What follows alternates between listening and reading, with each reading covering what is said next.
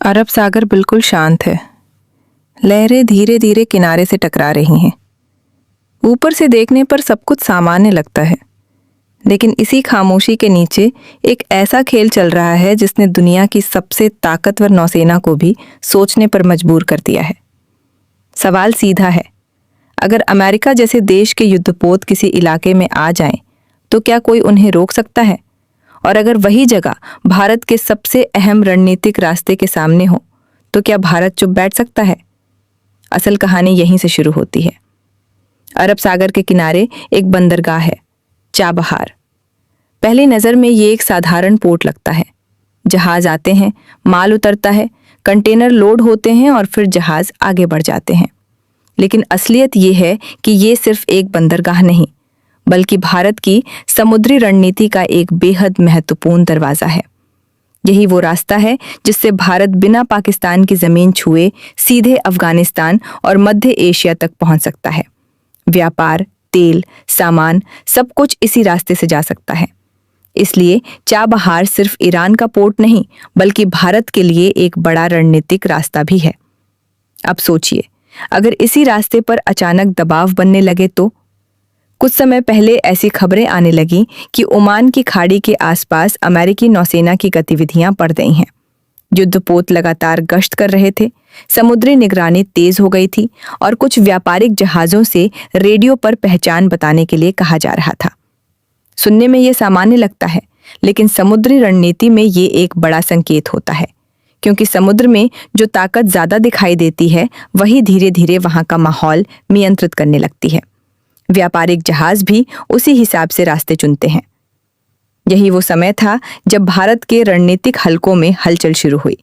दिल्ली में बैठे विशेषज्ञों ने सवाल उठाया, क्या ये सिर्फ सामान्य गश्त है या फिर भविष्य में दबाव बनाने की तैयारी? जब इसका विश्लेषण हुआ तो फैसला भी जल्दी लिया गया। समुद्र की ओर भारतीय नौसेना की गतिविधियां तेज होने लगी।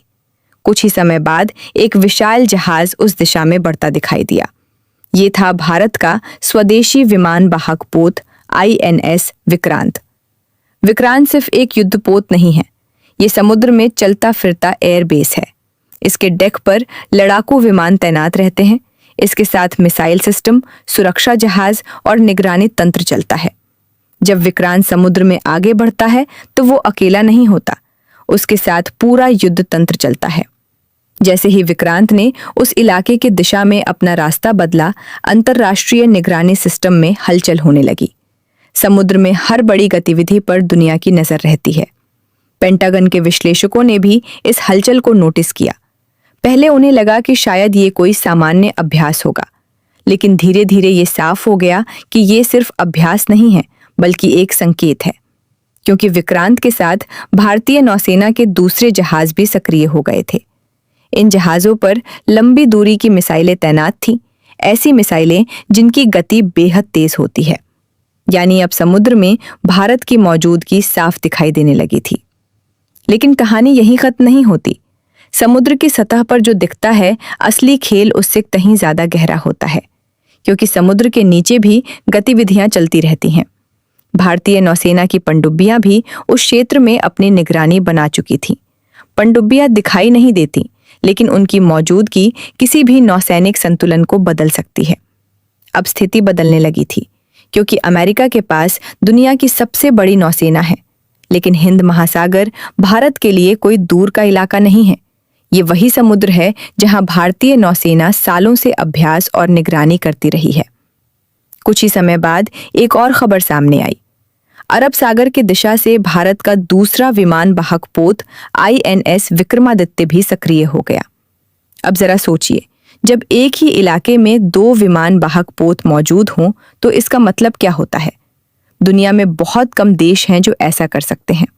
इसका मतलब था कि भारत ने साफ संदेश दे दिया है, वो अपने रणनीतिक रास्तों की सुरक्षा के लिए पूरी तरह तैयार है। धीरे धीरे समुद्र में गतिविधियों का संतुलन बदलने लगा।